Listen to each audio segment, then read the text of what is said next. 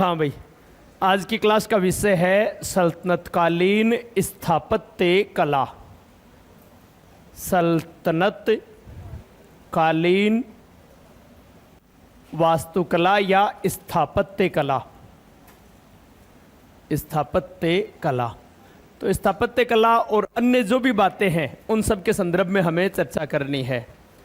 देखो, पहली बात सल्तनत काल की स्थापत्य कला के बारे में कि जॉन मार्शल ने इस सल्तनत कालीन स्थापत्य कला को इंडो इस्लामिक कला का नाम दिया है। इंडो इस्लामिक यानी हिंदू मुस्लिम स्थापत्य कला। तो इंडो इस्लामिक कला किसने कहा है? जॉन मार्शल ने। मूलतः क्या है, ये जो कला है सल्तनत कालीन, वो अरबी, इसको ऐसे लिखेंगे हम, अरबी, फारसी, फारसी यानी ईरानी, बात एक ही है, अरबी, ईरानी या फारसी, तुर्की,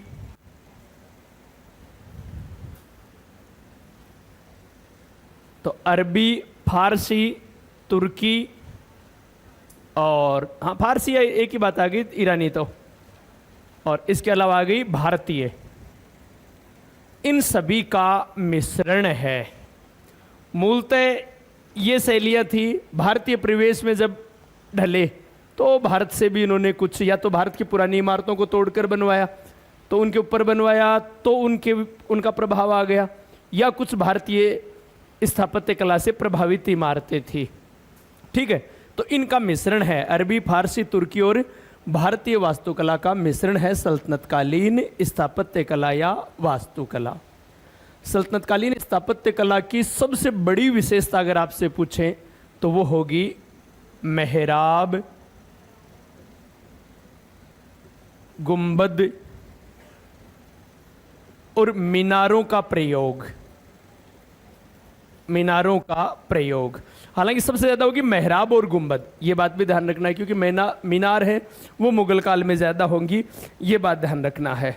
ठीक है, तो मेहराब एवं गुंबद का प्रयोग ज़्यादा करेंगे हम। मीनार को एक बार यहाँ से हटा लेते हैं, इसको मुगलकालीन वास्तुकला के लिए छोड़ देते हैं। तो मेहराब और गुंबद इसकी मुख्य विशेषता थी इस स्थापत्य की। ठीक है, अब कौन कौन सी इमारतें बनी सल्तनत काल में, तो इसको हम वंश के हिसाब से, जैसे गुलाम वंशीय इमारतें हैं, खिलजी वंशीय इमारतें हैं, लगभग आपको सहजता से याद रहेंगी। पहले हम बात करें गुलाम वंशीय इमारतें। गुलाम वंश के काल की जो इमारतें हैं उनमें मुख्य रूप से कुतुबुद्दीन ऐबक। ऐबक का नाम आए तो आपको केवल 3 इमारतें नाम ध्यान रखनी है। तो पहले हम बात करें कुतुबुद्दीन ऐबक के संदर्भ में। अब देखो, ऐबक के बारे में 3 कौन कौन सी इमारतें ध्यान रखनी है। नंबर 1, सबसे पहले आप याद रखोगे कुव्वत उल इस्लाम मस्जिद। कुव्वत उल इस्लाम मस्जिद, ठीक है, कहाँ? दिल्ली में। कुव्वत उल इस्लाम मस्जिद का निर्माण कहाँ करवाया? दिल्ली में। इसका निर्माण करवाया था 1197 में। तो ये भारत में बनने वाली, यानी एक प्रकार से इस्लामिक सत्ता की स्थापना के बाद बनने वाली पहली इमारत या प्रथम मस्जिद मानी जाती है। वैसे देखो, भारत में बनने वाली सबसे पहली मस्जिद है वो तो है केरल में चेरामन जुम्मा, लेकिन तब इस्लामिक सत्ता की स्थापना नहीं हुई थी, वो अरब के व्यापारियों ने स्थापित की थी। वो व्यापार करने के लिए आए थे और केरल में उनका व्यापारी केंद्र था और वहाँ उन्होंने मस्जिद बना दी, तो वो पहली मस्जिद थी। लेकिन इस्लामिक सत्ता की स्थापना के बाद भारत में बनी पहली जो मस्जिद है या इमारत है वो है कुव्वत उल इस्लाम मस्जिद। यहाँ आप मस्जिद का नाम और लिख लोगे तो कुव्वत उल इस्लाम मस्जिद। ये इस्लामिक सत्ता की स्थापना के बाद या उत्तर भारत में की पहली मस्जिद कह सकते हैं हम, और अमूमन भारत की पहली मस्जिद यही आती है क्योंकि चेरामन जुम्मा का नाम प्राय नहीं आता है। ठीक है, तो ये पहली मस्जिद कुव्वत उल इस्लाम किसने बनवाई है? कुतुबुद्दीन ऐबक ने। लेकिन आगे चलकर इल्तुतमिश और इसने क्या नाम, अलाउद्दीन खिलजी ने भी इसका विस्तार करवाया था थोड़ा बहुत। तो मूलतः हालांकि ध्यान ये रखना है आपको कि कुतुबुद्दीन ऐबक ने इसका निर्माण करवाया था। और इसी मस्जिद के प्रांगण में मेहरौली का लोह स्तंभ लगा हुआ है। बस इतनी बात इसके संदर्भ में। फिर उसके बाद में दूसरी इमारत इसके काल की, और वो याद रखोगे आप, कुतुब मीनार। कुतुब मीनार। अब देखो कुतुब मीनार के संदर्भ में जो बातें आपको याद रखनी है, पहली बात दिल्ली में। वैसे क्या है, मूलतः इसका निर्माण, ये जो कुव्वतुल इस्लाम मस्जिद है, इसके लिए अजान देने के लिए कि जब नमाज अदा की जाए तो अजान के रूप में एक मीनार का निर्माण करवा रहा था कुतुबुद्दीन ऐबक। लेकिन उसने इसका निर्माण प्रारंभ किया कब? 1199 ईस्वी में। ठीक है, वो केवल इसकी प्रथम मंजिल ही बना पाया कुतुबुद्दीन ऐबक ने, क्योंकि ये क्या है, अब वर्तमान में 5 मंजिला है। ठीक है, वर्तमान में 5 मंजिला है, लेकिन मूलतः इसे 4 मंजिला बनाया गया था। ऐबक केवल पहली मंजिल ही, तो अब देखो ऐबक ने केवल प्रथम मंजिल बनवाई। तो अब इसे पूर्ण किसने करवाया? इल्तुतमिश ने। इसे पूर्ण करवाया इल्तुतमिश ने, और इल्तुतमिश ने इसे बना दिया 4 मंजिला। ठीक है, और जब इल्तुतमिश ने इसे 4 मंजिला बनाया तो इसकी ऊंचाई हो गई थी 225 फीट। लेकिन आगे चलकर बिजली गिरी, बिजली गिरने के कारण इसकी चौथी मंजिल है वो नष्ट हो गई। तो फिरोज तुगलक ने चौथी मंजिल का पुनर्निर्माण करवाया और ऊपर एक मंजिल और बनवा दी। तो कितनी मंजिल हो गई? तो फिर 5वीं मंजिल किसने बनवाई? फिरोज तुगलक ने। फिरोज शाह तुगलक या फिरोज तुगलक ने इसकी 5वीं मंजिल बनवाई। तो इसके निर्माण में 3 शासकों का योगदान हो गया, और अब वर्तमान में ये 5 मंजिल का है और 240 फीट इसकी ऊंचाई है। ठीक है, तो वर्तमान में 5 मंजिला है, 3 शासकों का योगदान है, कुतुबुद्दीन ऐबक, इल्तुतमिश और फिरोज तुगलक। क्या चीज? ऊंचाई 240 फीट है। हाँ, ऊंचाई 240 फीट है वर्तमान में, ये 5 मंजिला है, ये बात ध्यान रखनी है। ठीक है, चलो खैर। तो अच्छा, एक बात और ध्यान दो, कुतुब मीनार नाम इसका कई बार हम ये सोच लेते हैं कि साहब कुतुबुद्दीन ऐबक ने इसका निर्माण प्रारंभ करवाया था इसलिए इसका नाम कुतुब मीनार नहीं। शेख कुतुबुद्दीन बख्तियार काकी जो सूफी संत था, तो ऐबक और इल्तुतमिश दोनों उनका सम्मान करते थे, और उन्हीं के सम्मान में इसका नाम, यानी काकी के सम्मान में, शेख कुतुबुद्दीन बख्तियार काकी के सम्मान में इनका नाम किया गया है कुतुब मीनार। तो सूफी संत के सम्मान में किया गया है, ये बात भी आपको ध्यान रखनी है। क्लियर है सही? कोई दिक्कत नहीं। फिर उसके बाद में तीसरी जो इमारत है वो याद रखोगे आप, 2.5 दिन का झोंपड़ा। इसको 2.5 दिन का झोंपड़ा भी बोल सकते हो, 2.5 दिन का झोंपड़ा भी। झोंपड़ा ये कहाँ है? अजमेर में। इसका निर्माण कब करवाया? 1200, ये एग्जैक्ट 1200 ईस्वी। 1200 ईस्वी। अब देखो ये मूलतः क्या था, विग्रहराज चतुर्थ बनाया गया संस्कृत विद्यालय था। उस संस्कृत विद्यालय को तोड़कर ही ऐबक ने अजमेर में 2.5 दिन के झोपड़े नामक मस्जिद का निर्माण करवाया। तो ये एक मस्जिद है। ऐबक ने भारत की पहली मस्जिद बनवाई, वो तो है कुव्वत उल इस्लाम मस्जिद, और राजस्थान की जो पहली मस्जिद बनाई वो है 2.5 दिन का झोपड़ा। तो आप चाहो तो देखो, इस कुतुब मीनार को तो बाद में इल्तुतमिश ने पूरा किया है, तो ऐबक की तो 2 मस्जिद याद रख सकते हो आप, एक भारत की पहली, एक राजस्थान की पहली। भारत की पहली है वो कौन सी है? कुव्वत उल इस्लाम मस्जिद। और राजस्थान की पहली कौन सी है? 2.5 दिन का झोपड़ा। और ये विवाद का विषय है कि इसे 2.5 दिन का झोपड़ा क्यों कहते हैं। कुछ इतिहासकार ये कहते हैं कि मराठों ने यहाँ 2.5 दिन तक उत्सव मनाया था। कुछ ये कहते हैं कि पंजाब शाह नाम के फकीर था, उसका 2.5 दिन उर्स लगता था। हालांकि ज़्यादा मत ये मान्य है, और कुछ ये कहते हैं कि इसके निर्माण में 2.5 साल का समय लगा था, कुछ कहते हैं केवल 2.5 दिन में ही बना दिया था। लेकिन मूलतः ज़्यादा इतिहासकार इस बात को लेकर सहमत हैं कि पंजाब शाह नाम का फकीर था और उसका 2.5 दिन तक यहाँ पर उर्स लगता था, तो परिणामतः इसको बोल दिया 2.5 दिन का झोंपड़ा। तो हमें ये नहीं पूछेंगे, हमें ये ध्यान रखना है 2.5 दिन का झोंपड़ा है कहाँ पर? अजमेर में। बनवाया किसने है? कुतुबुद्दीन ऐबक ने। और ये मस्जिद है राजस्थान की पहली मस्जिद। ठीक है, अब कुतुब देखो, मध्य काल में या इस्लामिक सत्ता के काल में, सल्तनत काल और मुगल काल दोनों में, मध्य काल में भारत में दिल्ली में 7 नगर बसाए जाते हैं। दिल्ली में 7 नगर बसाए जाते हैं। उनमें सबसे पहला नगर है वो है मेहरौली, और वो किसने बसाया था? कुतुबुद्दीन ऐबक ने। तो दिल्ली के 7 नगरों में से पहला नगर मेहरौली नगर किसने बसाया है? कुतुबुद्दीन ऐबक ने। बस ऐबक के बारे में इतनी बात याद रखनी है आपको। क्लियर है सईद? कोई दिक्कत नहीं मेरे ख्याल से। चलो आगे बात करें हम। दूसरा शासक होगा इल्तुतमिश, गुलाम वंश में ही इल्तुतमिश। अब इल्तुतमिश के संदर्भ में देखो, पहली बात, इसका एक बेटा था नासिरुद्दीन महमूद। ठीक है, और वो इसके जीवन काल में ही उसकी मृत्यु हो जाती है, और वो इसका प्रिय पुत्र था। जैसे बलबन का था ना शहजादा महमूद, वैसे इल्तुतमिश का पुत्र था नासिरुद्दीन महमूद। तो नासिरुद्दीन महमूद की मृत्यु के बाद उसका मकबरा बनवाया सुल्तानगढ़ी नामक स्थान पर। तो उसे बोलते हैं सुल्तानगढ़ी का मकबरा। ठीक है, तो ये सुल्तानगढ़ी का मकबरा कहाँ है? दिल्ली में। सुल्तानगढ़ी का मकबरा। ठीक है, पहली बात तो कहाँ है? दिल्ली में। किसका है? नासिरुद्दीन महमूद का, जो इल्तुतमिश का बेटा था, बड़ा बेटा था। तो इस मकबरे का निर्माण इल्तुतमिश ने करवाया, और ये भारत में निर्मित पहला मकबरा है।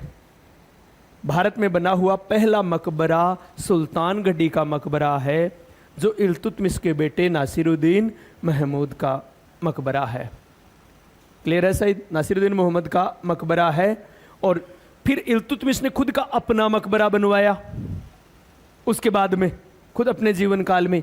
इसलिए इल्तुतमिश को भारत में मकबरा शैली का जन्मदाता कहा जाता है।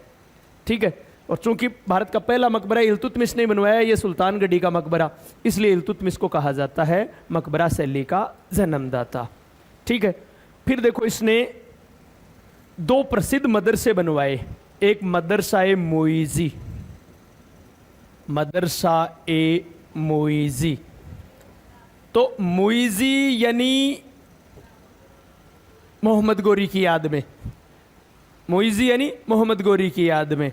और एक मदरसा-ए नासिरी, मदरसा-ए नासिरी, तो नासिरी नासिरुद्दीन महमूद की याद में। इसका बेटा था ना जिसकी ये मकबरा बनाया है, उसी की याद में ये मदरसा बनवाया, तो मदरसा-ए नासिरी। ठीक है, पहले तो ये दोनों दिल्ली में बनवाए थे, तो मदरसा-ए नासिरी तो निर्विवाद दिल्ली में है। ठीक है, इसको बाद में बदायूं में स्थानांतरित कर दिया था। तो मदरसा-ए मोइजी तो कहाँ हो गया? बदायूं में। और मदरसा-ए नासिरी कहाँ हुआ? दिल्ली में। हालांकि आप अगर दोनों दिल्ली आए तो भी कोई दिक्कत नहीं, दोनों दिल्ली भी आ सकते हैं इन दोनों के संदर्भ में भी।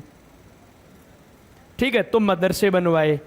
फिर उसके बाद में इसने, ये मूलतः कहाँ का गवर्नर था? बदायूं का, पहले शासक बनने से पहले।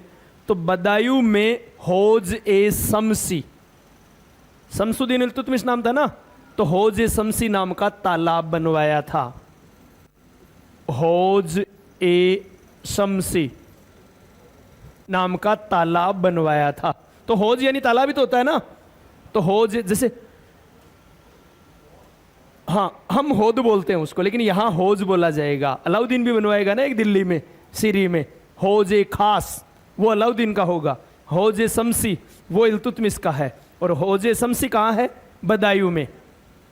हौज-ए-शम्सी बदायूं में, जो किसने बनाया? इल्तुतमिश ने। इसके अलावा इल्तुतमिश ने बदायूं में एक मस्जिद भी बनवाई थी, जामा मस्जिद। ठीक है, तो इल्तुतमिश ने वहां जामा मस्जिद का भी निर्माण करवाया, और एक शम्सी ईदगाह है नाम से और इमारत बनवाई। तो यहां बदायूं में ही, बदायूं की जामा मस्जिद का निर्माण किसने करवाया? इल्तुतमिश ने। और यहां ये बात, फिर कुतुब मीनार का निर्माण पूर्ण करवाया। कुतुब मीनार का निर्माण पूर्ण करवाया तो उसे 4 मंजिला बनवा दिया। हालांकि बिजली गिरने के कारण फिर वो क्षतिग्रस्त हो गई थी। 5वीं मंजिल फिरोज तुगलक ने बनाई। लेकिन हमारा उत्तर यही होगा कि कुतुब मीनार, अगर बात यह है कि कुतुब मीनार को पूर्ण वर्तमान रूप किसने दिया, तब तो आ जाएगा फिरोज तुगलक, क्योंकि 5 मंजिलें फिरोज तुगलक ने। ठीक है, लेकिन मूल बात यह है कि 4 मंजिलों का निर्माण इसने करवाया, 4 मंजिल पूर्ण इसने करवा दी। ठीक है, यह बात ध्यान रखनी है इसके संदर्भ में, इल्तुतमिश के संदर्भ में। एक नागौर का अतारकिन का दरवाजा। अतारकिन का दरवाजा कहां? नागौर में। अतारकिन दरवाजा नागौर। अब देखो ये बात भी ध्यान रखना कि इस अतारकिन दरवाजे को की पुनर्निर्माण या मरम्मत का काम किसने करवाया था? मोहम्मद बिन तुगलक ने। निर्माण तो किसने करवाया? इल्तुतमिश ने। अमूमन आपसे निर्माण ही पूछेंगे। अतारकिन का दरवाजा कहां? नागौर में। इससे देखो आपको क्या फायदा होगा कि आप एक सूफी संत पढ़ोगे नागौरी, शेख हमीदुद्दीन नागौरी, तो उसे अतारकिन की उपाधि दी गई थी, सुल्तान उत अतारकिन। तो याद कैसे रहेगा? देखो, सुल्तान उत अतारकिन की उपाधि किसकी है? नागौरी की। तो अतारकिन का दरवाजा कहाँ है? नागौर में। बात समझ आ गई यहाँ पर? तो 2 चीजें एक साथ याद रहेंगी आपके। तो ये अतारकिन का दरवाजा जो कहाँ है? नागौर में। ये भी इल्तुतमिश ने बनवाया था। ठीक है, बस ये इल्तुतमिश की बात आई। अब हम बात करें बलबन की। बहाउद्दीन बलबन। बलबन कालीन इमारतें।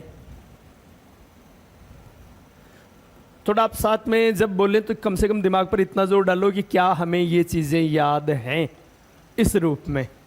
देखो, बलबन के बारे में पहली बात शायद लगभग सबको याद है, हम पहले एक आराम से चर्चा कर चुके हैं कि भारत में किलों का निर्माण करने वाला पहला सुल्तान था। इसका मतलब ये नहीं है भारत में पहले से किले या दुर्ग नहीं थे उनकी मरम्मत करवा रहा। लेकिन इस्लामिक काल में, इस्लामिक सत्ता की स्थापना के बाद भारत में किलों का निर्माण करने वाला, दुर्गों का निर्माण करने वाला और उनकी मरम्मत करवाने वाला पहला सुल्तान कौन था? बलबन। तो एक तो इसने पुराने जो भी किले थे उनकी मरम्मत करवाई, नए किलों का भी निर्माण करवाया, जिनमें सबसे प्रसिद्ध किला था पंजाब का रोहतासगढ़ दुर्ग। पंजाब का रोहतासगढ़ दुर्ग। आगे चलकर शेरशाह सूरी इसकी मरम्मत करवाता है। ठीक है, तो पंजाब का रोहतासगढ़ दुर्ग ये किसने बनवाया था? बलबन ने। क्योंकि मंगोलों के आक्रमण से सुरक्षा के संदर्भ में इसने किलों की मरम्मत और निर्माण कार्य करना शुरू करवाया था। तो इस संदर्भ में ठीक है, शायद कोई दिक्कत नहीं। फिर उसके बाद में देखो, बलबन के काल में ही बलबन ने एक बनवाया था लाल महल, जिसे कसरे लाल कहा जाता। लाल महल प्रसिद्ध है, कसर ए लाल। तो कसर ए लाल कहां? दिल्ली में। यह बात भी ध्यान रखना कि यह लाल महल कहां? दिल्ली में। अच्छा, एक बात ध्यान रखना, कसर ए सफेद श्वेत आए तो भी बलबनी निर्माता था। इल्तुतमिश की याद में इसने एक और महल बनवाया था। अपना खुद का जो निवास स्थान बनवाया वो तो था लाल महल, बलबन का महल। ठीक है, खुद का जो महल बनवाया वो तो था लाल महल। और अपने स्वामी, ये इल्तुतमिश का गुलाम था ना, उसकी याद में बनाया वो कसरे सफेद, तो वो सफेद महल था। तो सफेद आए से लाल महल आए, दोनों का निर्माता कौन होगा? बलबन होगा। ये बात ध्यान रखनी है आपको। तो इसने लाल महल बनवाया, ये बात ध्यान रखनी है। ठीक है, फिर इसके अलावा इसी ने ही दारुल अमन नाम से दिल्ली में एक भवन का निर्माण करवाया था, दारुल अमन। फिर इसने स्वयं का मकबरा बनवाया दिल्ली में। ये याद रखना है, बलबन का मकबरा। क्यों मकबरा? पहली बात तो कहां? दिल्ली में। इस्लामिक शैली में बना पहला मकबरा है। अब जो मकबरे बन रहे थे वो तो क्या है? मिश्रित शैली के, उसमें भारतीयता का प्रभाव ज्यादा था। शुद्ध इस्लामिक शैली में बना पहला मकबरा बलबन का मकबरा है। ये बात ध्यान रखनी है। ठीक है, तो ये बात रही गुलाम वंशीय इमारतों के संदर्भ में। ठीक है सर, कोई दिक्कत नहीं। अब बात आएगी खिलजी वंशकालीन इमारतें। बाकी बता रहा हूं को ये कर रखे हैं इतने। अच्छा एक मिनट, तात्या टोपे वाला तो आप वो तो राम भरोसे ही है, क्योंकि काल में 4 या 5 किताब देखी, सगळ्या का मान अलग अलग लिख मिले है, और वह भी हिंदी ग्रंथ अकादमी क्या, तो इसलिए उसका तो कहना ही मुश्किल है काम। चलो खैर वापस अब हम बढ़े आगे खिलजी कालीन इमारतों पर।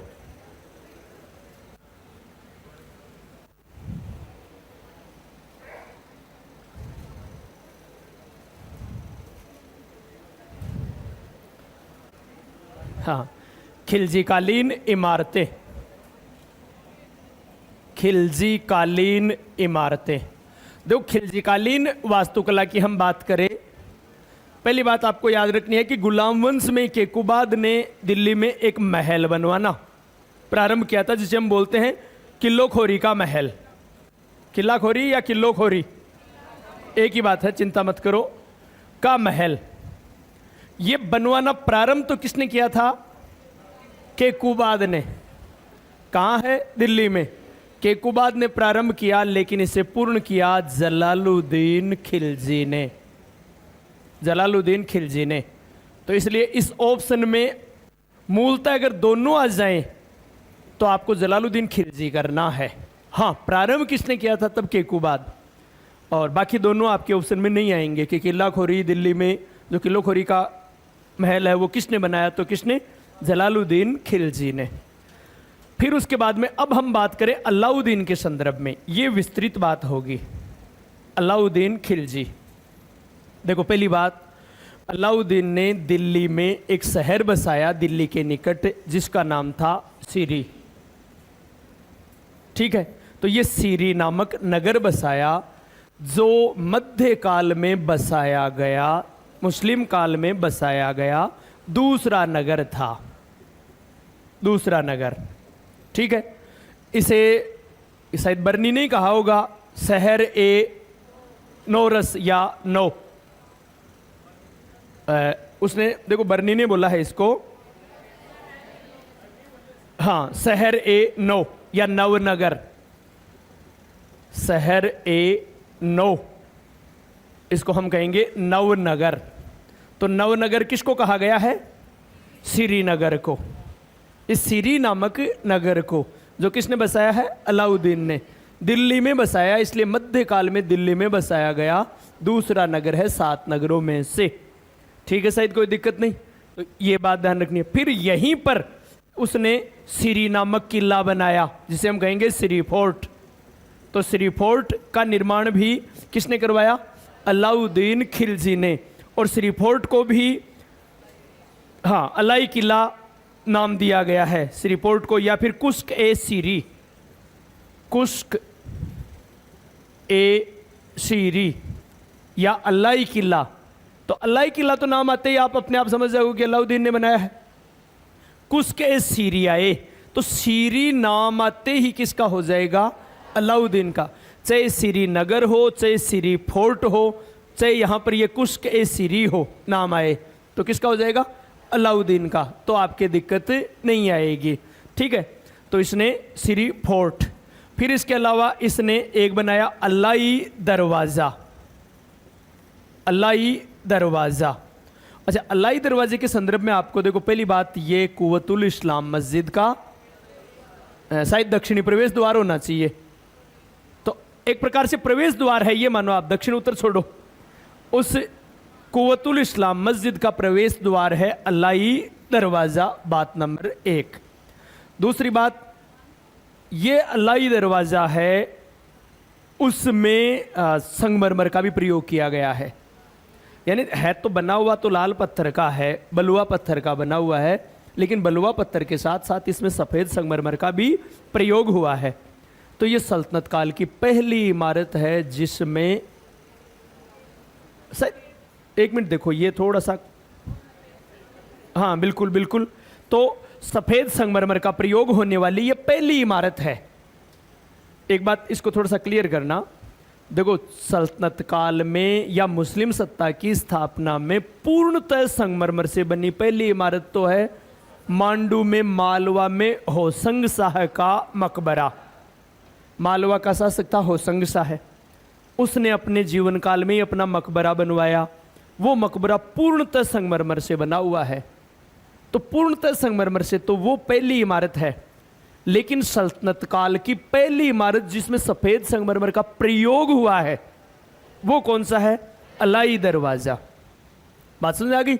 अलाई दरवाजा, इसमें सफेद, क्योंकि है तो बलुआ पत्थर का लेकिन साथ में इसमें सफेद संगमरमर का प्रयोग भी हुआ है, तो इसलिए सफेद संगमरमर का प्रयोग।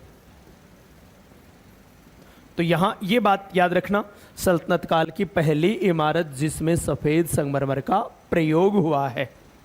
ठीक है, लेकिन पूर्णतः सफेद संगमरमर नहीं है। पूर्णतः सफेद संगमरमर का तो है होसंग शाह का मकबरा, जो कहां है? मालवा, मांडू। मालवा की राजधानी थी मांडू, उस मांडू में बनवाया था उसने। क्लियर है? शायद कोई दिक्कत नहीं। फिर अलाई दरवाजा में जो डाट प्रयोग, मेहराब का प्रयोग है, वो घोड़े की नाल के आकार का है।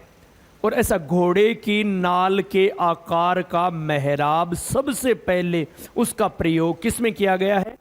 अलाई दरवाजे में ही किया गया है। ये बात भी आपको ध्यान रखनी है। ठीक है, और इसका जो गुंबद है वो वैज्ञानिक विधि से बना हुआ है। तो पहला ऐसा गुंबद है सल्तनत काल में जिसे वैज्ञानिक विधि से बनाया गया है। हालांकि ये बात नहीं पूछते, घोड़े की नाल वाली जरूर पूछ सकते हैं। घोड़े की नाल की आकृति के मेहराब का प्रयोग सर्वप्रथम किस इमारत में है? अलाई दरवाजे में। और अलाई दरवाजे का जो गुंबद है वो वैज्ञानिक विधि से बना हुआ पहला गुंबद है। ये बात भी ध्यान रह जाएगी। फिर इसके अलावा इसने एक दिल्ली में बनाया 1000 सितून, यानी 1000 खंभों वाला महल। 1000 सितून या 1000 खंभों वाला महल, तो 1000 स्तंभों वाला महल बनवाया दिल्ली में। अच्छा, अलाउद्दीन की सभी इमारतें दिल्ली में हैं।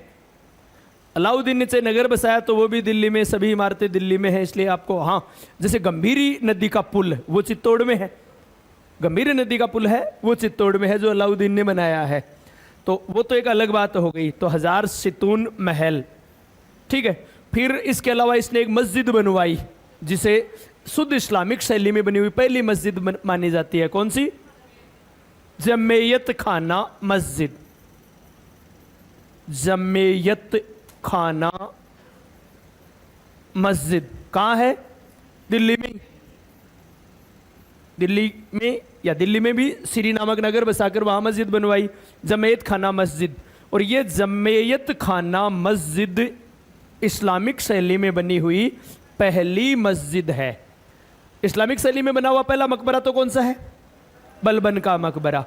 इस्लामिक शैली में बनी हुई पहली मस्जिद कौन सी है? जमेयत खाना मस्जिद। ठीक है, फिर इसने दिल्ली में एक तालाब बनवाया, हौज एक खास, जिसे अलाई तालाब के नाम से भी जाना जाता है। तो हौज ए खास या अलाई तालाब नाम से तालाब का निर्माण करवाया था। क्लियर है? और चित्तौड़ में गंभीरी नदी के पुल का निर्माण करवाया था। ये बात ध्यान रखनी है। ठीक है, और खिलजी काल में ही बस मुबारक खिलजी के बारे में एक इमारत ध्यान रख लो, राजस्थान में भरतपुर में उषा मस्जिद। ठीक है, तो उषा मस्जिद या जिसे उखा मस्जिद भी बोलते हैं, वो मस्जिद या उखा मस्जिद किसने बनवाई? मुबारक खिलजी ने, कुतुबुद्दीन मुबारक खिलजी ने। तो ये बात रही खिलजी कालीन इमारतें। अब हम बात करें तुगलक कालीन इमारतें। तो खिलजी काल में तो केवल अलाउद्दीन की इमारतें ही हैं भाई, यहां तो केवल अलाउद्दीन की इमारतें हैं, बाकी इमारतें है ही नहीं, तो ज्यादा दिक्कत ही नहीं आएगी अपने को। दो गुलाम वंश में तीनों की, ऐबक, इल्तुतमिश, बलबन, तीनों के संदर्भ में हम याद रख लेंगे। फिर उसके बाद में खिलजी वंश में मोस्टली केवल किसकी इमारतें हैं? अलाउद्दीन की, और दिल्ली में है वो, चाहे वो श्री नाम का नगर हो, श्री फोर्ट हो, फिर हौज अलाई हो, 1000 सितून हो। ठीक है, तो दिक्कत नहीं आएगी।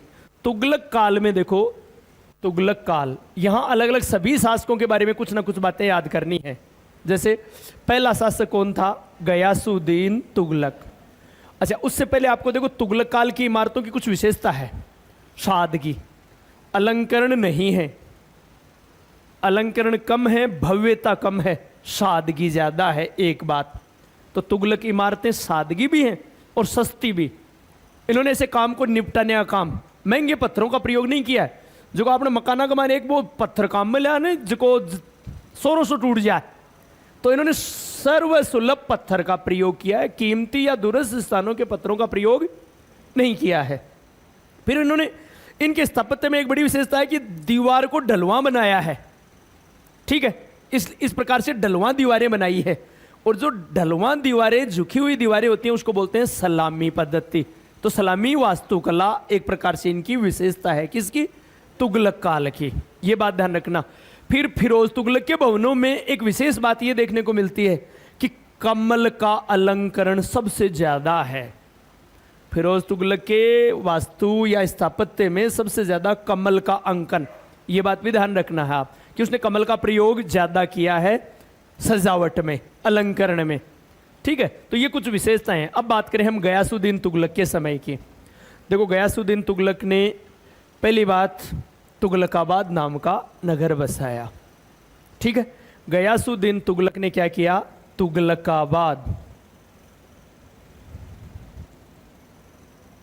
नाम का नगर बसाया, जो मध्यकाल में बसा हुआ दिल्ली में तीसरा नगर है। 7 नगर है ना दिल्ली में, तो उनमें 2 तो मुगल काल में है, 5 सल्तनत काल में है। तो उनमें से तीसरा ये है। कौन सा? तुगलकाबाद। तीसरा तुगलकाबाद है, ऐसे याद रखोगे ताकि आपको पता भी रहे। तीसरा तुगलकाबाद है। ठीक है, तो ये तीसरा नगर है जो किसने बसाया है? पहले, जिसका नाम तुगलक शाह ही था पहले। नाम भाई ये गयासुद्दीन तो बाद में उपाधि धारण की है इसने। ठीक है, इसी के नाम पर ही तो इस तुगलक वंश है। तो तुगलकाबाद नाम का नगर बसाया और इसने 56 कोट नाम के किले का निर्माण करवाया। 56 कोट नाम के दुर्ग का निर्माण करवाया। क्या लिखा? शायद लिखा होगा 56 कोट नाम के दुर्ग का निर्माण करवाया था। तुगलकाबाद नगर बसाया और 56 कोट का किला बनवाया है, दिल्ली में ही, दोनों ही। ठीक है, फिर इसने दिल्ली में स्वयं का मकबरा बनवाया, गयासुद्दीन का मकबरा। अब गयासुद्दीन के मकबरे की विशेषता देखो। यह मकबरा भारत का पहला मकबरा है, सल्तनत काल का पहला मकबरा है जो एक झील के मध्य है। कृत्रिम झील बनाई गई है या पानी से गिरा हुआ प्रथम मकबरा किसका है? देखो, मुगल काल में तो ऐसा मकबरा होता है शेर शाह सूरी का। तो इसका मतलब शेर शाह सूरी का जो मकबरा है उसकी प्रेरणा कहां से ली गई है? गयासुद्दीन तुगलक के मकबरे से। यह बात ध्यान रखना कि वो मकबरा किससे प्रेरित है? गयासुद्दीन तुगलक के मकबरे से। तो गयासुद्दीन तुगलक का मकबरा पानी से गिरा हुआ मकबरा है और इस मकबरे का गुंबद है वो सफेद संगमरमर का है। यानी पहला ऐसा मकबरा है जिसका गुंबद सफेद संगमरमर का बना हुआ है। ठीक है, तो हालांकि वो बात आपके लिए ज्यादा महत्वपूर्ण नहीं है। महत्वपूर्ण यही है कि पानी से गिरा हुआ पहला मकबरा किसका है? गयासुद्दीन तुगलक का।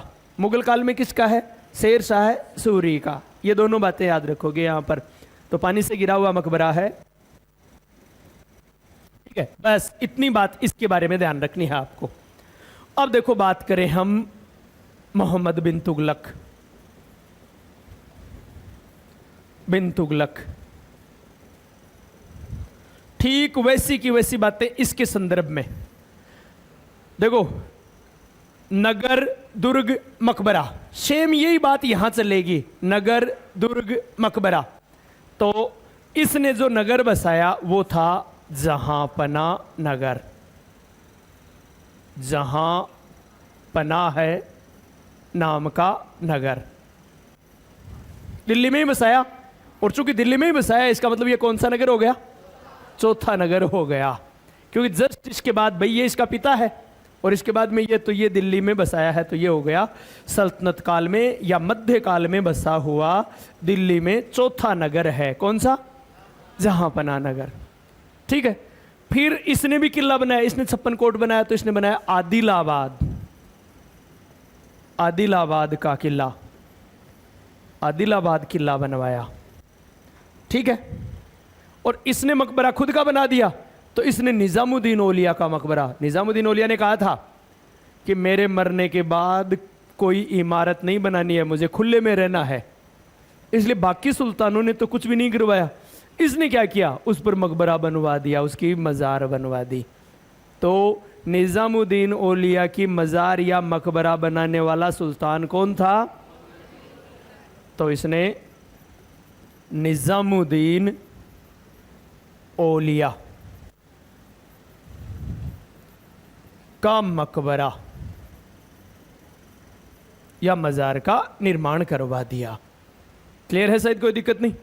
तो अब देखो, याद मैंने कैसे याद किया कि पहले तुच्छ जा, तुच्छ जा, तू छे, जय आ यानी जा, तो ये तुगलकाबाद और 56 कोट तो है गयासुद्दीन का, और जहांपना और आदिलाबाद है मोहम्मद तुगलक का। फिर ये दो तो मकबरे हैं, ये दो तो मकबरे हैं, इसलिए यहां तो कोई दिक्कत ही नहीं है।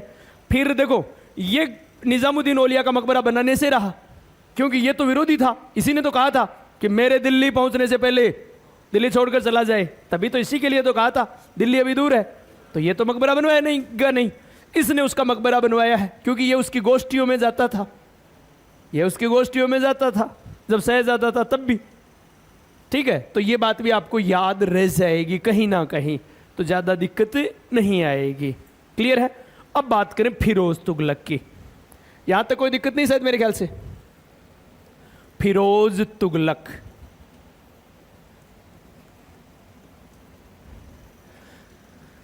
इसने तो निर्माण के लिए एक सार्वजनिक निर्माण विभाग ही स्थापित कर दिया। तो सल्तनत काल में सार्वजनिक निर्माण विभाग या निर्माण विभाग की स्थापना किसने की? फिरोज तुगलक ने। इसे नगर बसाने का शौक था, कितने नगर बसाए? 300 नगर। बाग लगवाने का शौक था, 1200 बाग लगवाए, ठीक है।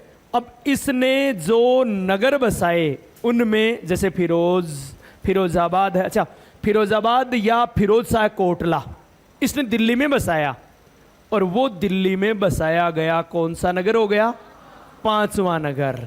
तो सल्तनत काल में दिल्ली में 5 नगर बसते हैं, वो 5वां नगर कौन सा है? फिरोजाबाद या फिरोज शाह कोटला, क्योंकि वर्तमान में उसको फिरोज शाह कोटला ही बोलते हैं, फिरोज शाह कोटला, ये दिल्ली में बसाया, और ये 5वां नगर है, मध्यकाल में बसा हुआ 5वां नगर था जो फिरोज तुगलक ने बसाया था। बाकी आपको पता है जौनपुर, हिसार फिरोजा, ये नगर भी इसने, है ना, फतेहाबाद, ये नगर इसी ने बसाए थे, फिरोज तुगलक ने बसाए थे। लेकिन दिल्ली में बसाया था फिरोजाबाद या फिरोज शाह कोटला, ठीक है, जो 5वां नगर है। तो ये बात याद रखनी है फिरोज तुगलक के संदर्भ में। इसके अलावा फिरोज तुगलक ने देखो जो चीजें, कुश्क ए शिकार नाम का महल बनवाया था, कुश्क ए शिकार, जो मनोरंजन के लिए था, कुश्क ए शिकार, मनोरंजन के लिए एक महल का निर्माण करवाया था। तो ये बात भी ध्यान रखनी है। फिर देखो, फिरोज तुगलक के काल में दिल्ली में खाने जहां तेलंगानी का मकबरा बनाया गया, ये प्रसिद्ध है, प्राय एग्जाम में पूछते भी हैं। देखो, पहली बात, खाने जहां तेलंगानी का मकबरा किसके काल में बना है? क्योंकि आपको पता होगा खाने जहां तेलंगानी फिरोज तुगलक का वजीर था, पढ़ा था ना हमने कि ख्वाजा जहां तो मोहम्मद बिन तुगलक का था, खाने जहां फिरोज तुगलक का था। तो खाने जहां तेलंगानी का मकबरा जो इसके बेटे ने ही बनाया था, खाने जहां तेलंगानी का मकबरा जो इसके बेटे ने ही बनवाया था, किसके? खाने जहां तेलंगानी के बेटे ने, ठीक है। और ये मकबरा पहला मकबरा है जो अष्टकोणीय विधि से बना है, अष्टकोणीय विधि पर बना भारत में पहला मकबरा कौन सा है? खाने जहां तेलंगानी का मकबरा। खाने जहां तेलंगानी कौन था?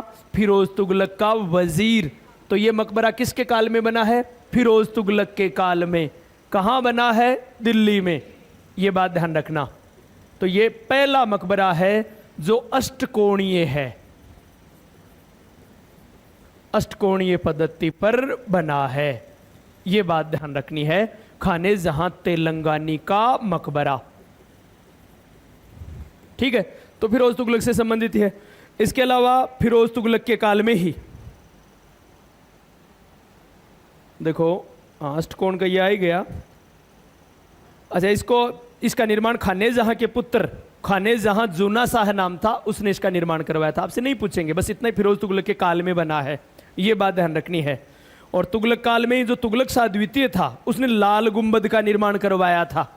ये थोड़ी सी ध्यान रखना कि तुगलक शाह द्वितीय ने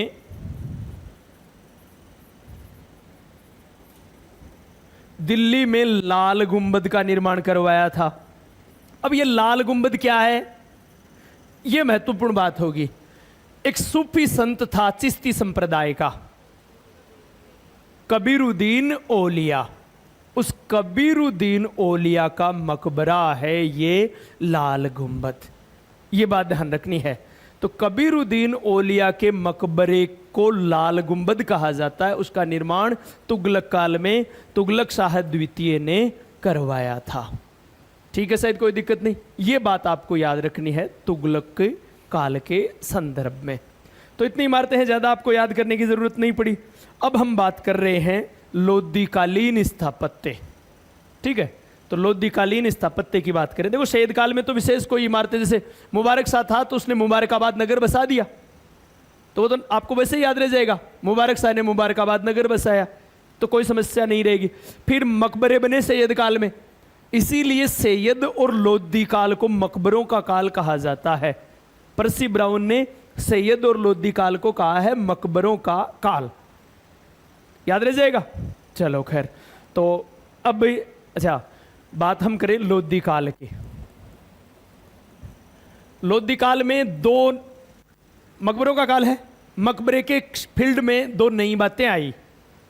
एक दोहरे गुंबद वाले मकबरे बनना शुरू हुए और एक बाग में मकबरे बनना शुरू हुए। तो दोहरे गुंबद का और बाग में बना हुआ पहला मकबरा सिकंदर लोदी का मकबरा है। देखो, यहां आपको इस लोदी काल में यही बात याद रखनी है कि मोस्टली बेलोर लोदी का यद्यपि शासनकाल सबसे लंबा था, लेकिन वो बड़ा आराम से बीता।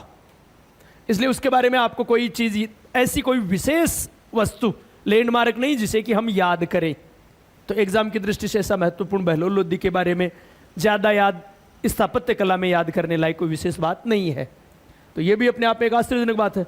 सबसे लंबा सल्तनत का काल, ना उसके बारे में कोई विशेष विजयों को याद करना पड़ेगा, ना कोई साहित्य के संदर्भ में ज्यादा याद करना पड़ेगा, और ना ही इमारतों के संदर्भ में।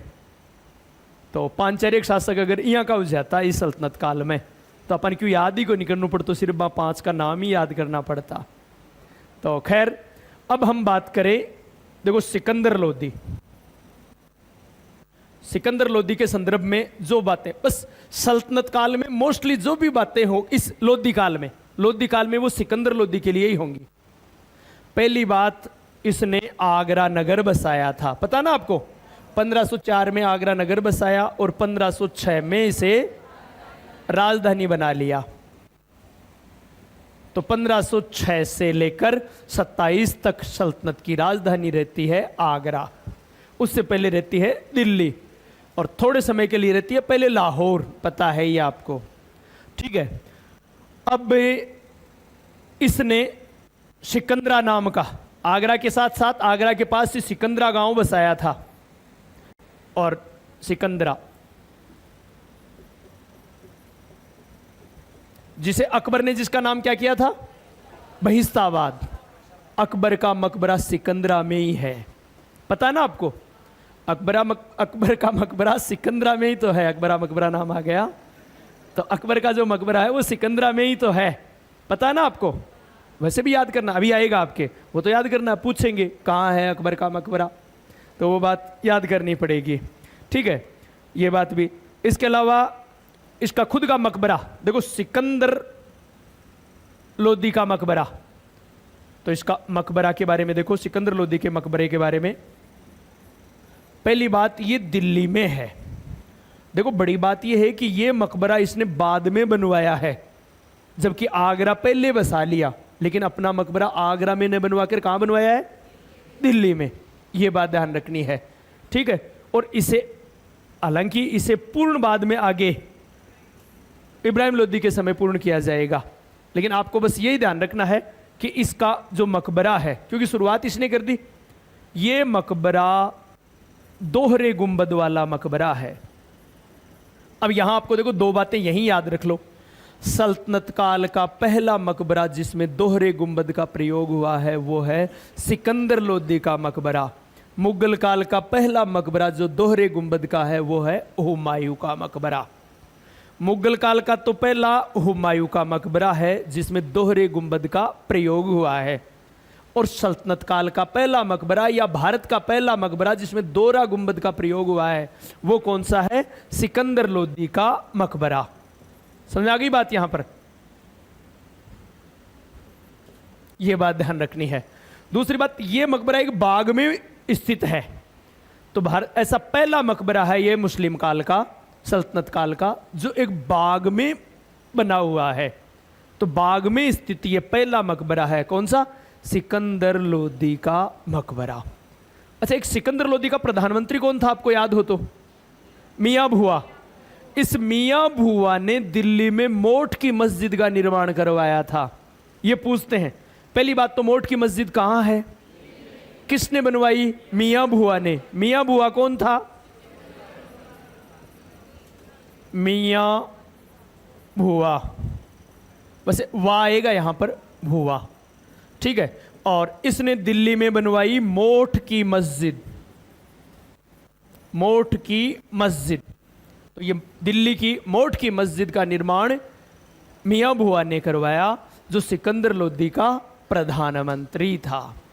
क्लियर है सईद? कोई दिक्कत नहीं, ये बात याद रखनी है आपको। इसके अलावा अच्छा, ये जो सिकंदर लोदी वाला मकबरा है ये भी अष्टकोणीय विधि में बना हुआ है, लेकिन अष्टकोणीय विधि का पहला मकबरा कौन सा है?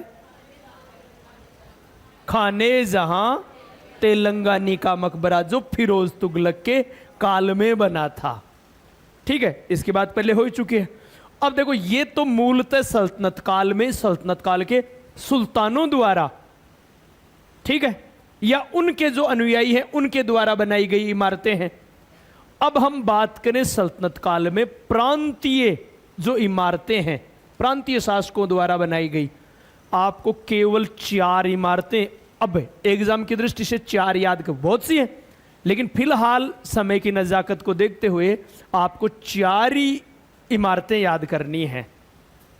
4 तो याद कर ही ले प्रांतीय में, वैसे तो बहुत ज़्यादा है, आपको 4 मुख्य मुख्य याद करनी है। तो देखो वो 4 कौन कौन सी हैं। आप हेडिंग आपकी रहेगी सल्तनत काल में प्रांतीय वास्तुकला, ठीक है।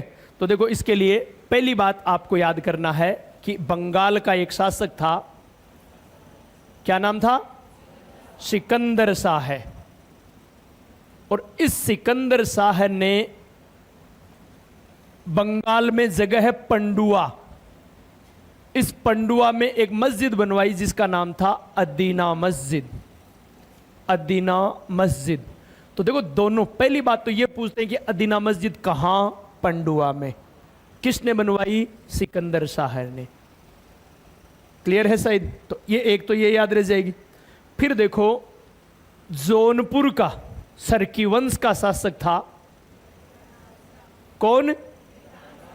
इब्राहिम शाह सरकी। इब्राहिम शाह सरकी। अच्छा, एक बात ध्यान रखना कि जौनपुर को पूर्व का सिराज कहा जाता था। जौनपुर को अगर आपसे ये पूछे कि पूर्व का सिराज किसको कहा गया है, तो जौनपुर को। ये क्या चीज? हाँ, तो भारत का बोल दो, ठीक है, भारत का सिराज, ठीक है, क्योंकि तुर्की तो पश्चिम में रह गई ना, तो तुर्की से पूर्व में आ गए, तो पूर्व का सिराज या भारत का सिराज किसको कहा जाता है? जौनपुर को, ठीक है, ये बात ध्यान रखना। तो पूर्विया भारत का सिराज है जौनपुर, ये बात भी ध्यान रखना। अब इब्राहिम सर्की ने जौनपुर में क्या बनवाया? अट्टाला मस्जिद। अट्टाला मस्जिद, ठीक है। तो अट्टाला मस्जिद कहां है? जौनपुर में। किसने बनवाई? इब्राहिम शाह सर्की ने, याद रह जाएगा। फिर देखो, मालवा का एक शासक था होशंग शाह।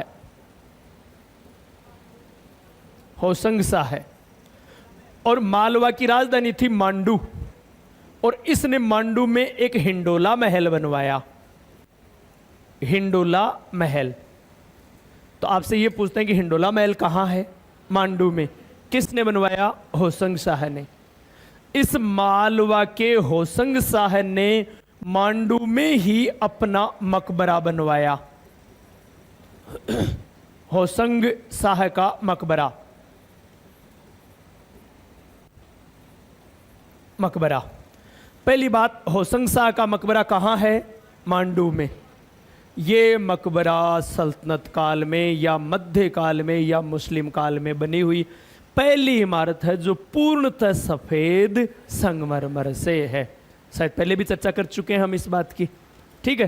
तो ये होशंग शाह का मकबरा कहाँ है? मांडू में, ठीक है। शायद कोई दिक्कत नहीं। तो ये कुछ इमारतें आपको जो कि सल्तनत काल की मुख्य आपको याद। देखो, राणा कुंभा वाली तो आपको याद है। प्रांतीय वास्तुकला में राणा कुंभा ने पहले हम पढ़ चुके हैं। विजय स्तंभ है या उसने जो दुर्ग बनवाए, बाकी तो आपको ये यहां पर 4 इमारतें मुख्य रूप से याद करनी है, ठीक है। शायद कोई दिक्कत नहीं।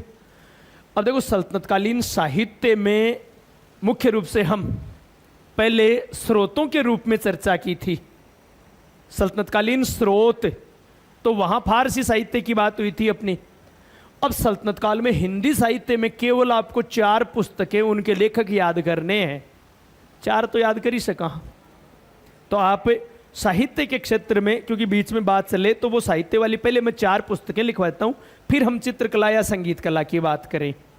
तो पहले 4 पुस्तकें जो हिंदी में हैं, ये अब तक हम चर्चा कर रहे थे स्थापत्य कला की। अब बीच में फुटकर बातें जो एग्जाम की दृष्टि से महत्वपूर्ण है, ठीक है। तो पहले देखो, सल्तनत काल में हिंदी साहित्य के जो विद्वान थे उनमें आपको नाम याद रखना है। एक जायसी, मैं पहले इनके नाम, जायसी का पूरा नाम क्या है? मलिक मोहम्मद जायसी, ये तो आपको याद है। फिर दूसरा मंझन, मंझन, ठीक है। और तीसरा दाऊद, जो हमें याद करने हैं। और चौथा कुतुबन, ठीक है। अब इनकी पुस्तकें देखो। जायसी ने पुस्तक लिखी पद्मावत, सबको पता है पद्मावत। अब आप ये कहोगे साहब, जायसी ने तो शेरशाह सूरी के काल में लिखी थी। 1492 से 1542 इस जायसी का काल है, ठीक है। तो इसका मतलब ये लोधी काल से शुरू हो रहा है। हालांकि ये ऐसा माना जाता है कि इसने अपनी पुस्तक को, अंतिम रूप है वो 1540 में दिया। तो इसका मतलब लोधी काल में इसकी पुस्तक की रचना शुरू हो चुकी थी इस वजह से। और इसमें जो कथानक है वो भी सल्तनत काल का ही है। हालांकि सूफियाना, ये जो मैं नाम लिख रहा हूं ये सब के सब सूफी लेखक हैं, सूफी लेखक हैं। तो इसने तो पद्मावत लिखा। मंजन ने मधुमालती, मधुमालती। दाऊद ने चंदायन, कई बार चंद्रायन भी आ सकता है, चंदायन भी आ सकता है। और कुतुबन ने मृगावती, ठीक है। अब याद कैसे रहे? देखो, मैंने कैसे याद किया वो बता देता हूं आपको। कि मैंने यहां एक नाम, पहले इनका नाम क्यों लिखा? क्योंकि मैंने नाम याद रखा जाम डाकू। जाम का मतलब बेटा होता है, तो जाम डाकू, कि वो डाकू ने बन के क्या बने? पीएम या सीएम। भाई पहली तो इच्छा है कि वो पीएम बने, लेकिन मान लो पीएम ने बने जा, कहीं बन जाए सीएम बन जाए। बात समझ आ गई यहां पर? अब कर्म से, अब आप ये कहोगे साहब देखो मैं पर भी 2 पुस्तकें आ गई, मैं पर भी 2 पुस्तकें आ गई, तो यहां थोड़ा सा ऐसे देखो मृग हिरण, तो कुत्ता और हिरण ऐसे याद कर लोगे तो अपने आप ही कुत्तूबन की मृगावती, तो ये मिक्स नहीं होगी, ये प्राय मिलाने वाला आता है प्रश्न ज्यादातर। ऐसी स्थिति में आपके समस्या नहीं आनी चाहिए। क्लियर है शायद, कोई दिक्कत नहीं। चलो अब हम बात करें, देखो सल्तनत कालीन थोड़ा सा संगीत कला पर भी प्रश्न पूछ लेते हैं प्राय, क्योंकि इस्लाम में संगीत निषेध था, फिर भी सल्तनत जो सुल्तान हैं वो संगीत कला के प्रेमी थे, तो हम उनके बारे में बात करें, संगीत के क्षेत्र की बात करें, ठीक है। तो पहले हम बात करें सल्तनत कालीन संगीत। देखो इल्तुतमिश आदि के बारे में संगीत कैसा क्या था उसकी कोई विशेष ज़्यादा जानकारी नहीं मिलती। बलबन को संगीत का शौक था, बलबन को संगीत का शौक था। बलबन का बेटा था शहजादा महमूद। आपको पता है मध्यकालीन संगीत का एक प्रकार से जन्मदाता माना जाता है अमीर खुसरो। मध्यकालीन संगीत का या इस्लामिक संगीत शैली का भारत में जो प्रवर्तक है वो कौन है? अमीर खुसरो। अमीर खुसरो ने अपना एक प्रकार से प्रारंभ जो है वो शहजादा महमूद के संरक्षण से ही साहित्यिक जीवन प्रारंभ किया था। बलबन का बेटा शहजादा महमूद था, उसी ने सबसे पहले अमीर खुसरो को संरक्षण प्रदान किया था। ठीक है, तो यहां से एक शुरुआत हो गई एक बात। फिर उसके बाद में बात आए अलाउद्दीन की। अलाउद्दीन के बारे में देखो, आपको पता है अमीर खुसरो को राजकवि का पद, यद्यपि अमीर खुसरो दिल्ली सल्तनत के 8 सुल्तानों का समकालीन था, लेकिन उसे राजकवि का पद अलाउद्दीन ने ही दिया था। इसका मतलब अलाउद्दीन उसका कद्र करता था। अलाउद्दीन का वो सबसे प्रिय गायक, कवि, संगीतकार सब कुछ था। बहुत बड़ा विद्वान था अमीर खुसरो। ठीक है, तो आपको देखो अलाउद्दीन के संदर्भ में जब हम बात करें, कुछ बातें याद रखनी है अलाउद्दीन के संदर्भ में कि अलाउद्दीन के दरबार में 2 प्रमुख संगीतकार थे। बहुत से हैं लेकिन 2। एक तो कौन था? अमीर खुसरो, अमीर खुसरो। एक था गोपाल नायक, गोपाल नायक। अब दोनों के बारे में बात सुन लो। अच्छा देखो, नाम गोपाल, आपसे पूछेंगे कि नायक की उपाधि सल्तनत काल में किस गायक को, अलाउद्दीन के काल में किस गायक को प्राप्त थी? अमीर खुसरो को।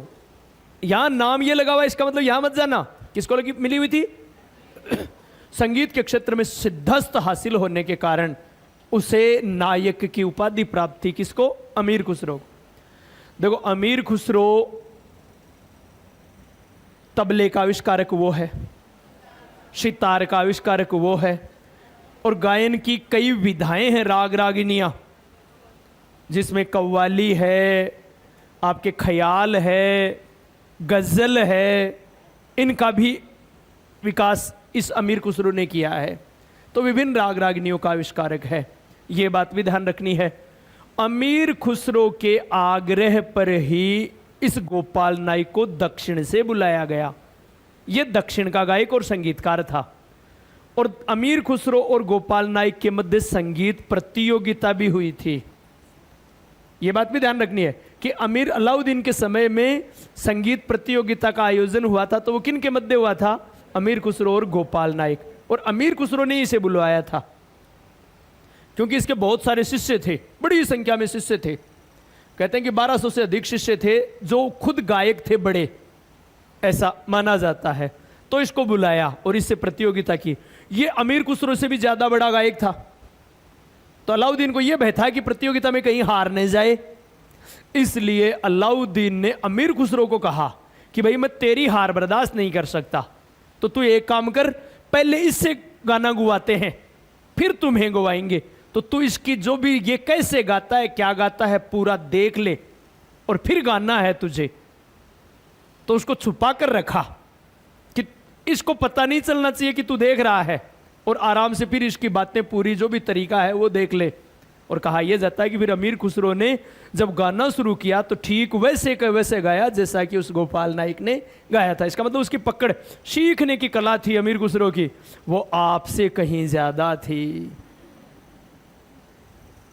तो खैर ये तो ये दोनों इसके थे। अच्छा, अब अलाउद्दीन के दरबार में बहुत संख्या में महिला गायक और संगीतकार भी थी, और उन महिला गायकों की जो प्रमुख थी, ईरानी गायिकाएं भी थी, भारतीय गायिकाएं भी थी, उनकी जो प्रमुख थी उसका नाम था तुर्मती खातून। तो तुर्मती खातून कौन थी? अलाउद्दीन के काल में महिला गायकों की प्रधान वो तुर्मती खातून थी। क्लियर है? शायद कोई दिक्कत नहीं मेरे ख्याल से। फिर आगे बात करें हम, ये क्या नाम इसका, गयासुद्दीन तुगलक। गयासुद्दीन तुगलक ने तो संगीत पर प्रतिबंध ही लगा दिया। वो तो संगीत, जैसे औरंगजेब संगीत के विरोध में था ना, इसने संगीत, औरंगजेब को तो फिर भी संगीत, कम से कम वीणा बजाने का शौक तो था, इस भाई साहब को कोई शौक नहीं था। इसने संगीत पर पूर्ण प्रतिबंध लगा दिया अपने राज्य में। संगीत पर प्रतिबंध का उल्लंघन करने के कारण निजामुद्दीन औलिया पर 53 उल्लेमाओं की अदालत में मुकदमा भी चलाया इसने। यह बात भी ध्यान रखना, किसने चलाया? गयासुद्दीन तुगलक ने। कितने उल्लेमाओं की अदालत में? लेकिन उन उल्लेमाओं ने निजामुद्दीन औलिया को बरी कर दिया। बोले वो तो भक्ति का गीत गावे है, तो उसको बरी कर दिया, कहने का तात्पर्य। तो ये बात भी ध्यान रखना। उसका बेटा मोहम्मद बिन तुगलक जस्ट उससे उल्टा। उल्टा का मतलब, वो तो निजामुद्दीन औलिया का विरोधी था, वो संगीत का इतना शौकीन था कि जब शहजादा था तब भी महफिलों में जाता था उसकी में छुप के। निजामुद्दीन औलिया की महफिल में जाकर वहां गीत गायन सुनता था, और उसका इतना अनुयायी था कि बाद में अपने पिता की मृत्यु के बाद जब वो राजा बना तो निजामुद्दीन औलिया की मजार का निर्माण करवाया। जबकि निजामुद्दीन औलिया की इच्छा नहीं थी, लेकिन फिर भी उसने उसकी मजार का निर्माण करवाया। एक बात और ध्यान रखना, मोहम्मद बिन तुगलक के दरबार में 1200 गायक थे। तो आपसे पूछ सकते हैं कि 1200 गायकों किसके दरबार से संबंधित थे? मोहम्मद बिन तुगलक के दरबार में थे। और जिनमें आपको ध्यान रखना है कि नजबा नाम का एक गायक, नजबा, देखो एमबीटी के काल की एक बड़ी बात यह थी कि नजबा नाम के गायक को कितना सम्मान दिया कि उसे 3 प्रांतों का क्रमशः हाकिम बनाया, बदायूं, गुजरात और मुल्तान। क्रमशः सबसे पहले किसका बनाया? बदायूं का गवर्नर, फिर किसका बनाया? गुजरात का, फिर किसका? मुल्तान का। वैसे आपको नाम ही याद रखने, कर्म की जरूरी नहीं है, बाकी रह जाता कर्म। देखो बी पहली आवे, जी बी के बाद में आवे, एम बी के लास्ट में आवे, तो कर्म भी याद रह सकता है यहां पर। लेकिन मोहम्मद बिन तुगलक गायक और संगीतकारों का इतना सम्मान करता था कि एक गायक को तो लगातार 3 प्रांतों का हाकिम बनाया है। किसको? नजबा को। याद रह जाएगा। और 1200 गायक थे इसके दरबार में, मोहम्मद बिन तुगलक के दरबार में। क्लियर है सही? फिरोज तुगलक भाई साहब को भी संगीत का शौक था। वो तो शुक्रवार की नमाज के बाद प्राय संगीत सुनता ही था। ये बात भी ध्यान रखना कि जुम्मे की नमाज के बाद संगीत सुनने वाला सुल्तान कौन था? फिरोज शाह तुगलक। ये बात भी ध्यान रखना। तो फिरोज शाह तुगलक जुम्मे की नमाज के बाद संगीत सुनता था, ये बात ध्यान रखना। और फिरोज तुगलक के काल में ही संगीत का ग्रंथ था राग दर्पण, संस्कृत का था, उसका फारसी में अनुवाद हुआ था। किसके काल में? फिरोज तुगलक के काल में। ये बात ध्यान रखना। और फिरोज का राजकवि कौन था? आजिजुद्दीन खालिद खानी। बोर्ड पे लिखूं, राजकवि था आजिजुद्दीन खालिद खानी। ये इसका राजकवि था। किसका? फिरोज तुगलक का। अलाउद्दीन का राजकवि कौन था? अलाउद्दीन का राजकवि अमीर खुसरो। अभी तो बताया था, इतनी देर में 12 बज रही है, ये तो ठीक नहीं है बात। चलो खैर।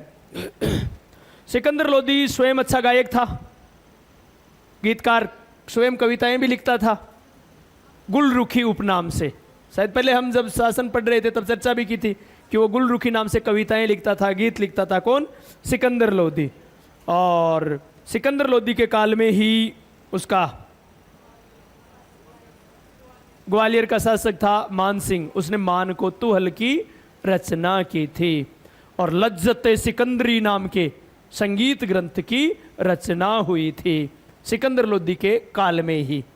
ठीक है, चलो बस ये बात रही संगीत से संबंधित बात। ठीक है, अब सल्तनत काल में कुछ ऐसी बातें और शेष रह गई जो एग्जाम की दृष्टि से महत्वपूर्ण हैं और हमें याद करनी है। और वो क्या क्या बातें, विशेष तौर से देखो आपको, पहली बात, अलाउद्दीन की टकसाल का एक प्रभारी था जिसका नाम था फेरू ठाकुर। एक बात याद रखना, देखो अलाउद्दीन की टकसाल का प्रभारी था फेरू ठाकुर। इसको ठाकुर फेरू भी नाम आ सकता है, पेरू ठाकुर भी नाम आ सकता है। देखो मैं ऐसा लिख देता हूं, फेरू ठाकुर, और कोष्टक में लिख देता हूं ठाकुर पेरू, कोसा भी नाम आ सकता है।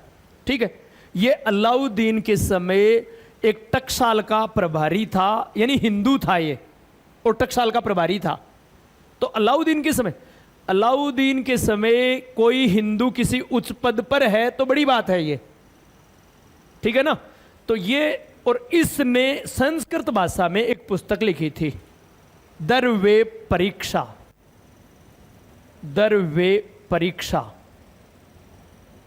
नाम की पुस्तक की रचना की थी। किसने? फेरू ठाकुर ने, जो कौन था? अलाउद्दीन के समय टकसाल का प्रभारी था जो हिंदू था। क्लियर है सही? तो एक बात तो ये ध्यान रखनी है। फिर इसके बाद में देखो, सल्तनत काल में कारखानों का प्रमुख वो क्या कहलाता था? कारखानों का प्रमुख होता मुतसर्रिफ। मुतसर्रिफ कारखाने के प्रमुख को कहा जाता। ठीक है, सबसे ज्यादा कारखाने थे फिरोज तुगलक के काल में। कितने कारखाने थे? 36। ये बात ध्यान रख। पहले बात तो मुतसर्रिफ कौन है? कारखानों का प्रमुख, कारखानों का प्रमुख। अब सबसे ज्यादा कारखाने किसके काल में थे? फिरोज तुगलक के काल में। कितने? 36 प्रकार के या 36 कारखाने थे फिरोज तुगलक के काल में। तो अब जब 36 कारखाने थे तो उसके समय वो कारखानों का प्रमुख यानी मुतसर्रिफ कौन था फिरोज तुगलक के काल में?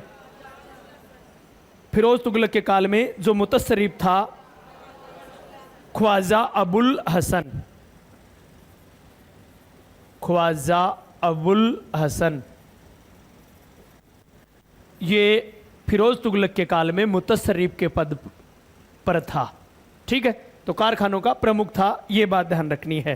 ठीक है, सल्तनत काल में 2 प्रकार के कारखाने थे, रातीबी और गैर रातीबी। ठीक है, तो रातीबी तो कौन से थे? जिनमें काम करने वालों को नियमित वेतन दिया जाता, वो तो थे रातीबी। और जिनको नियमित वेतन नहीं दिया जाता वो क्या थे? गैर रातीबी। तो वेतन के आधार पर रातीबी और गैर रातीबी। रातीबी यानी नियमित वेतन, फिक्स वेतन था, और गैर रातीबी यानी जिस दिन काम करेगा भी दिन लेगा, ऐसे कारखाने, वो गैर रातीबी थे। ठीक है, अब कौन कौन से कारखाने थे? देखो आपको नाम याद रखने हैं। जैसे नाम आए आपके कूरखाना, आप बताओ किससे संबंधित था? शाही शस्त्रागार, हथियारों का निर्माण होता, तो कूरखाना था शाही शस्त्रागार। फिर अलम खाना, बताओ भाई किससे संबंधित था? ध्वज या पताका, ध्वज या पताका निर्माण। पताका ध्वज को तो बोलते हैं, पता है ना आपको? तो पताका या ध्वज निर्माणशाला, ध्वज निर्माण से संबंधित, उसको अमल खाना नहीं है थे, सोचो भाई अमल खाबा की बात कर रहे, अल्लम खाना, ये इसका पताका या ध्वज निर्माण से संबंधित है, तो ये ध्यान रखना। फिर जामदार खाना, ये थोड़ा सा याद रखना है आपको। जामदार खाना, क्योंकि ये विशेष था, सबसे ज्यादा ये वस्त्र निर्माण से संबंधित था। पहली बात तो ये ध्यान रखना, वस्त्र निर्माण से संबंधित था। अब देखो वस्त्र निर्माण में आपको दिल्ली में जो सूती वस्त्र बनते उनको कहा जाता खुज्जे दिल्ली। फिरोज तुगलक ने एक कारखाना, रेशमी वस्त्रों का कारखाना स्थापित किया था। फिर सॉरी मोहम्मद बिन तुगलक ने, मैंने फिरोज तुगलक नाम आ गया, मोहम्मद बिन तुगलक ने दिल्ली में रेशमी वस्त्रों का एक कारखाना स्थापित किया था जिसमें 4000 जुलाहे काम करते थे। मोहम्मद बिन तुगलक ने जो रेशमी वस्त्रों का कारखाना स्थापित किया था, 4000 जुलाहे थे उसमें। तो ये बात भी आपको ध्यान रखनी है, ठीक है। फिर रिकाब खाना किससे संबंधित है? घोड़े की जीन आदि बनाना, रिकाब तो घोड़े की जीन बनाना, जो तंगड़पटिया हुए ना तो उनका निर्माण करने वाला। अब आप ये सोचोगे ये तंगड़पटिया नाम कहाँ से है, तो अगर आप कभी ऊंट पे बैठे हो, वो जीन वगैरह वो देखे हैं, अरे घोड़ा पर तो बैठा ही होगा, घोड़ी घोड़ा जो भी है जैसा, हाँ, और कई बैठ बाड़ा ही बस जो लागता ही, ऐसा भी तो होगा, हाँ। चलो खैर, फिर देखो आप एक बात ध्यान रखना, सीरत ए फिरोज शाही नाम का एक ग्रंथ है, फिरोज तुगलक के काल में था ना। सीरत ए फिरोज शाही में सबसे पहले रहट का उल्लेख मिलता है।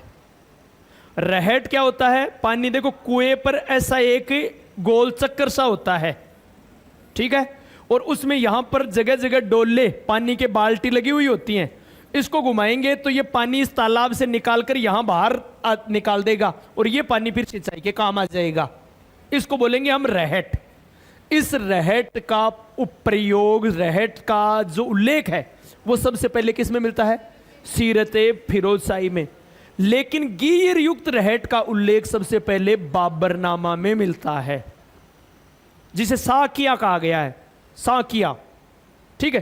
अच्छा एक बात ध्यान रखना, अगर यह आए कि रहट का पहला प्रयोग कहां है तो सीरत ए फिरोज शाही। सीरत ए फिरोज शाही ऑप्शन में न है तो आपको बाबरनामा करना है वहां पर। सीरत ए फिरोज शाही अगर नहीं है ऑप्शन में तो क्या करना है? बाबरनामा। जबकि गिर वाले रहट का नाम आए तब बाबरनामा ही करना है, सीरत ए फिरोज शाही नहीं करना है, यह बात ध्यान रखना। गिर युक्त रहट जिसे क्या कहा गया? साकिया, ठीक है। अच्छा देखो, सीरत ए फिरोज शाही की जब बात ही चल रही है तो सीरत ए फिरोज शाही में यह उल्लेख है कि फिरोज तुगलक के काल में पहली बार एक वजन उठाने का यंत्र बनाया गया था जिसका क्या नाम था? कैपस्टन। यही नाम होगा शायद। कैपस्टन नाम का यंत्र है जो वजन उठाने के काम आता, सीरत ए फिरोज शाही में। इसी कैपस्टन यंत्र से फिरोज तुगलक ने अशोक के 2 स्तंभों को उठवाकर दिल्ली मंगवाया था। तो अशोक के स्तंभों का उठाने का, लाए जाने का वर्णन भी सीरत ए फिरोज शाही में मिलता है। बात समझ आ गई यहां पर? तो यह बात भी ध्यान रखना है। फिर चरखे का उल्लेख सबसे पहले इसामी के फतू है उस सलातीन में मिलता है। चरखे का उल्लेख सबसे पहले इसामी के फतू है उस सलातीन में मिलता है, यह बात भी ध्यान रखना है। रहट का उल्लेख तो सीरत ए फिरोज शाही में और बाबरनामा में बाद में गेर वाले रहट का प्रयोग। चरखे का उल्लेख सबसे पहले फतू है उस सलातीन में मिलता है, जो किसकी है? इसामी की। बारूद का पहला उल्लेख अमीर खुसरो करता है। जलालुद्दीन खिलजी के काल में कुछ मसनवी लिखता है और उसमें सबसे पहले बारूद का उल्लेख करता है वो। तो बारूद का पहला उल्लेख अमीर खुसरो। हालांकि बारूद का प्रयोग तो पहला होता है, बहमनी राज्य और विजयनगर साम्राज्य के मध्य युद्ध होता है, उस युद्ध में बारूद का पहली बार प्रयोग होता है। और तोप खाने का पहली बार प्रयोग करता है बाबर, बाजोर और भेरा के युद्ध में, ठीक है। तो खैर हमें यहां पर बारूद का पहला उल्लेख है वो अमीर खुसरो करता है, यह बात ध्यान रखनी है। एक बात और ध्यान रखना, क्योंकि इब्न बतूता आया था यहां मध्यकाल में। वैसे देखो, यात्रियों का राजकुमार तो कहा जाता है हवेनसांग को, मध्यकालीन यात्रियों का राजकुमार कहा जाता है उसको मार्को पोलो को। वेनिस का यात्री था, इटली का यात्री था मार्को पोलो, उसको मध्यकालीन यात्रियों का राजकुमार कहा जाता है, ठीक है। और एक प्रसिद्ध जो मध्यकाल में आए यात्री, उनमें सबसे प्रसिद्ध है इब्न बतूता। मैंने बताया था आपको, इब्न बतूता डाक व्यवस्था का बड़ा सजीव वर्णन करता है, बाकी और भी मोहम्मद बिन तुगलक की योजनाओं का भी वर्णन करता है। वो दिल्ली को विश्व की सबसे बड़ी व्यापारिक मंडी बताता है, यह बात ध्यान रखना। इब्न बतूता के अनुसार दुनिया की सबसे बड़ी व्यापारिक मंडी कौन सी थी? दिल्ली। और दिल्ली में जो भी विदेशी व्यापारी आते उनको क्या कहा जाता? खुरासानी। खुरासानी, खुरासान ईरान का शहर था ना, तो वो खुरासान नहीं कहता। क्यों भाई? देखो हम लोग प्राय, अब की बात नहीं है, आज से 10-15 साल पहले, 20 साल पहले कोई भी व्यक्ति बाहर जाता तो क्या कहते हैं? इराक गया है। अब चाहे वो सऊदी अरब जाए, चाहे जहां कहीं भी जाए, कुवैत जाए, बहरीन जाए, नाम एक ही था, इराक गया है, क्योंकि मोस्टली पहले इराक ही जाते थे। तो उसी प्रकार से सभी विदेशी व्यापारियों को यहां क्या कहा जाता? खुरासानी, इब्न बतूता के अनुसार। यह बात भी ध्यान रखनी है, ठीक है। तो ये रही आपकी सल्तनत काल से संबंधित जो भी बातें थी, ठीक है। जय हिंद, जय भारत।